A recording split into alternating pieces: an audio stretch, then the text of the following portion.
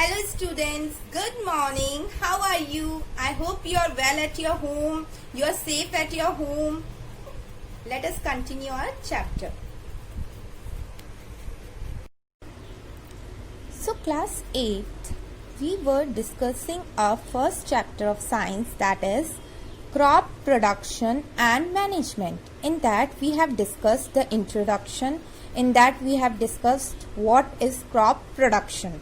Now, today we will discuss crop seasons. Okay, crop seasons are various crops require different climatic conditions and temperature for their growth and completion of their life cycle.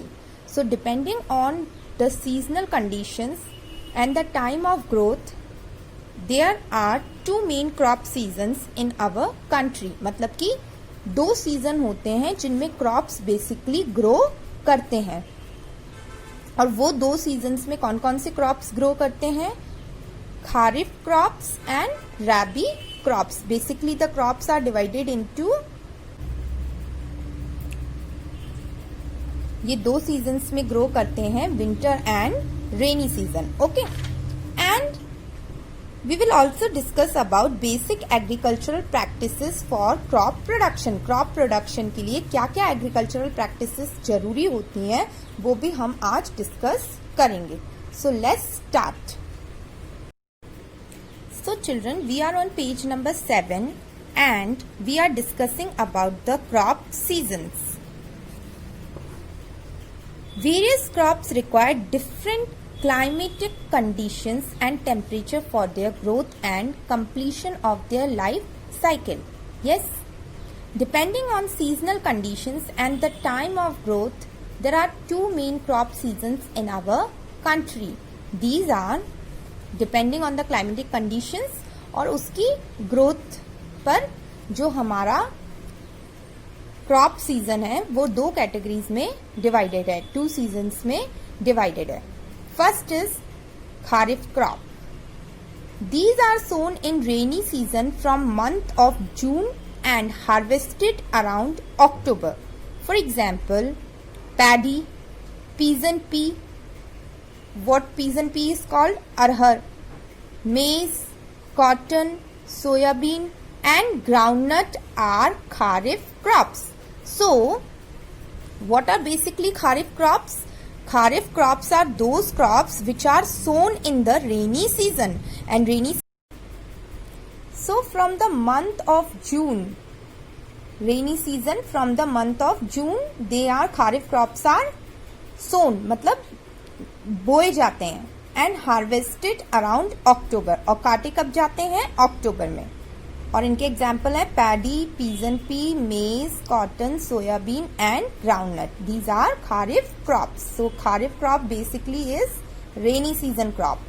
Rabi crops, these are sown in winter season. ये कब बोए जाते हैं? Winter season में. From the month of October and harvested around April. October में तो ये बोए जाते हैं और कटाई कब होती है इनके, हार्वेस्ट कब होते हैं ये? In the month of April. For example, wheat, gram, peas, mustard, linseed, oilseed and barley are rabi crops. Okay, understood kharif crop and rabi crop? Now, basic agricultural practices of crop production.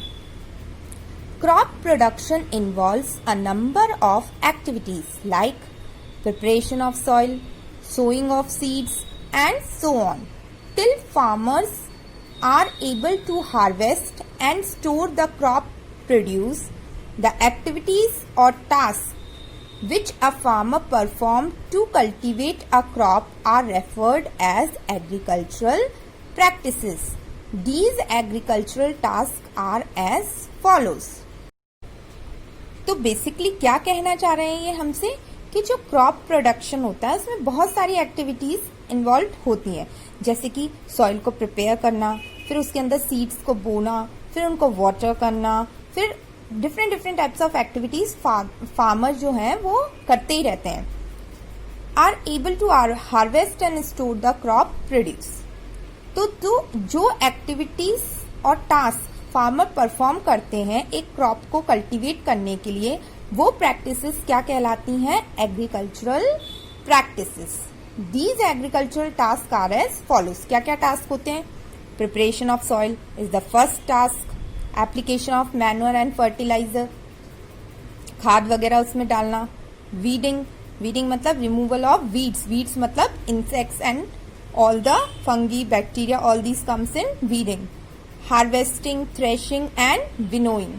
Then storage, sowing of seeds, irrigation, all these practices are there in the, all these tasks are there in the agricultural practices. So we will discuss first the preparation of soil. कोई भी अगर हम crop grow कर रहे हैं तो सबसे पहले हमें ये पता होना चाहिए कि सॉइल कैसी है. Before sowing the seed it is important to prepare the soil. सबसे इम्पॉर्टेंट काम है सॉइल को प्रिपेयर करना. Preparation of soil is done by turning and loosening the soil. अगर सॉइल कड़क है, भारी है, तो उसको क्या करना होता है? लूजन करना होता है सॉइल को. So preparation of soil is done by turning and loosening the soil. The process of turning and loosening the soil is called ploughing और टिल्टिंग. अब ये जो प्रोसेस होती है सॉइल को लूजन करना और टर्न करना, वो प्रोसेस क्या कहलाएगी?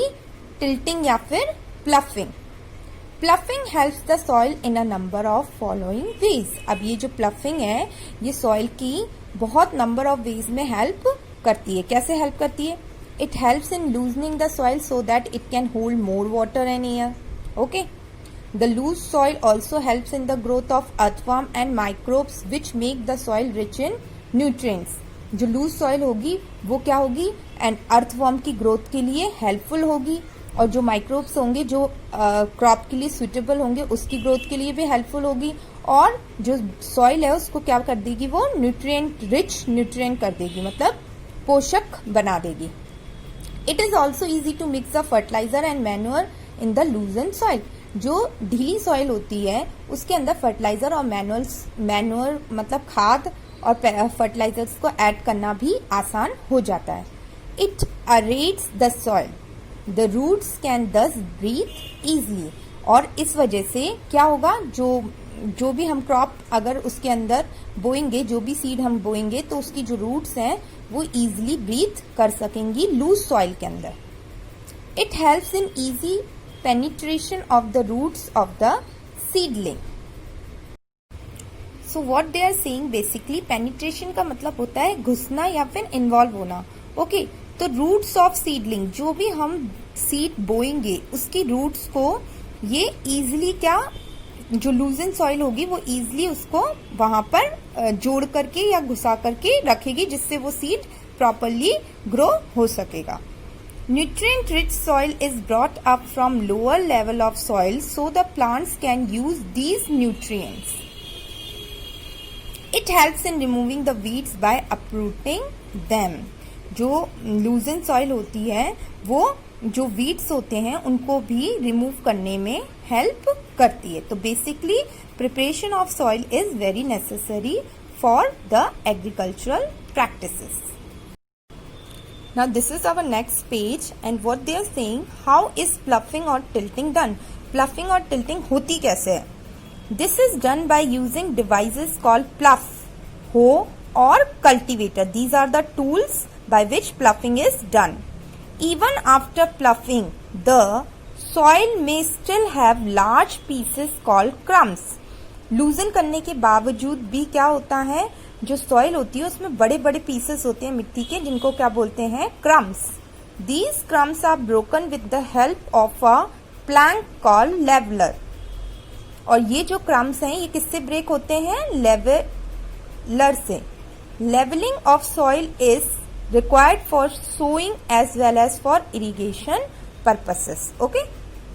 Plough, hoe, cultivator and leveler. Plough. Plough is even now the principal implement for preparing the soil. Implement मतलब tool. So plough is the main implement for preparing the soil. It is drawn by oxen and it has wedge shaped blocks of wood that penetrate the soil to make the furrows. Ploughing is done either manually, animals.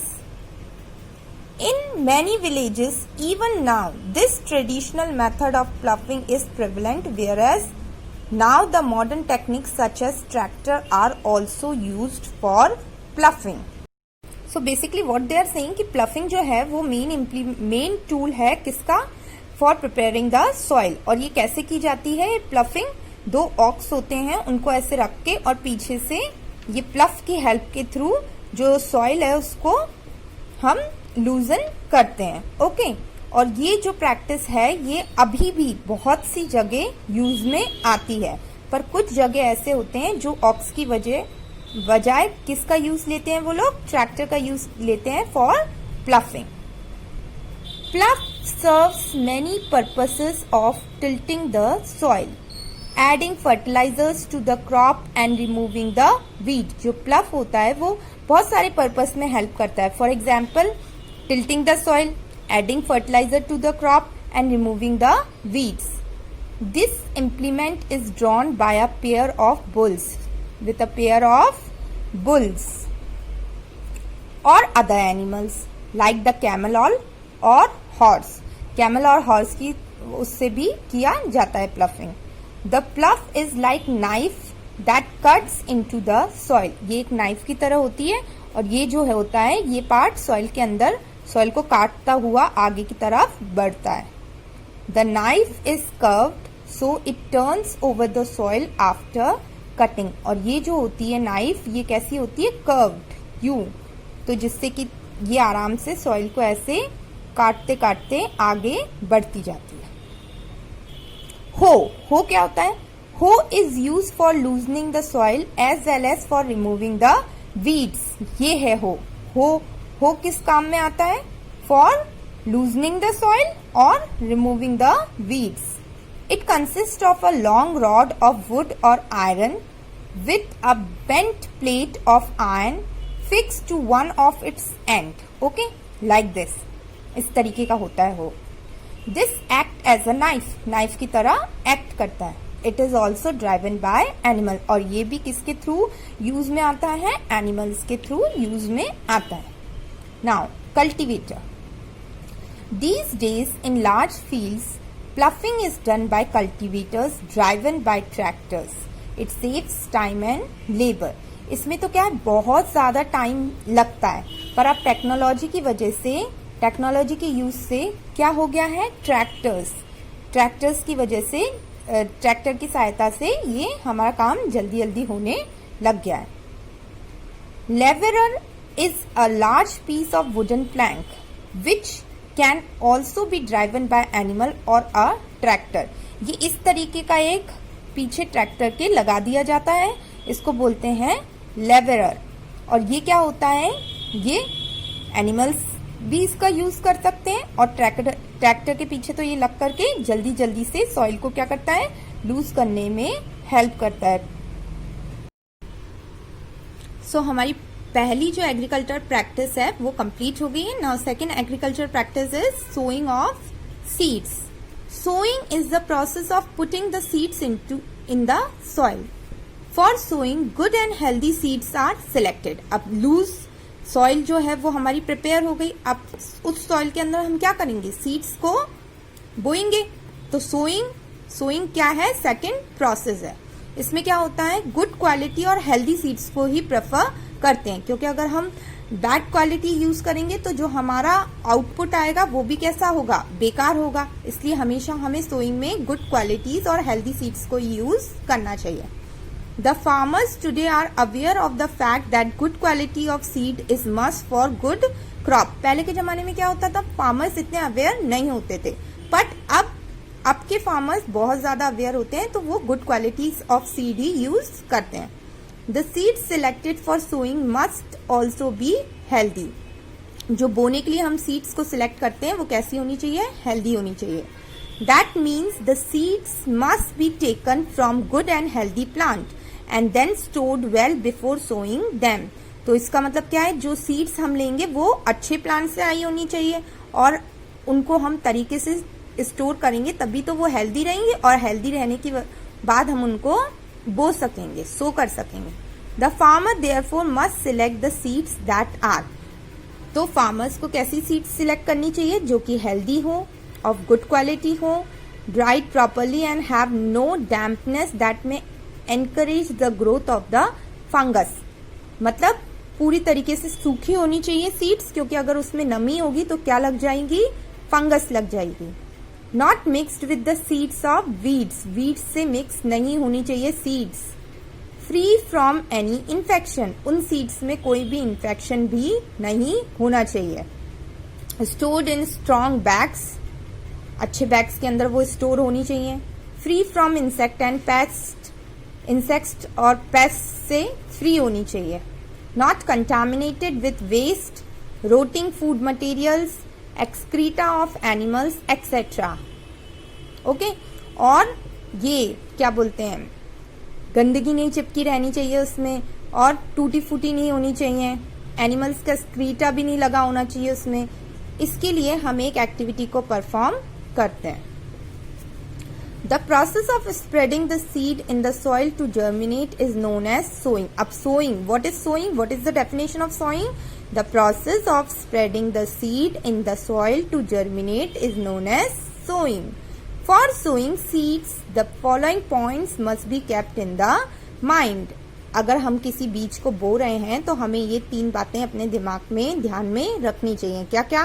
Proper spacing of the seeds must be ensured, एक एक seed में इतना gap होना चाहिए कि वो आपस में एक दूसरे से भिड़े ना और प्रॉपरली वो ग्रो कर सकें।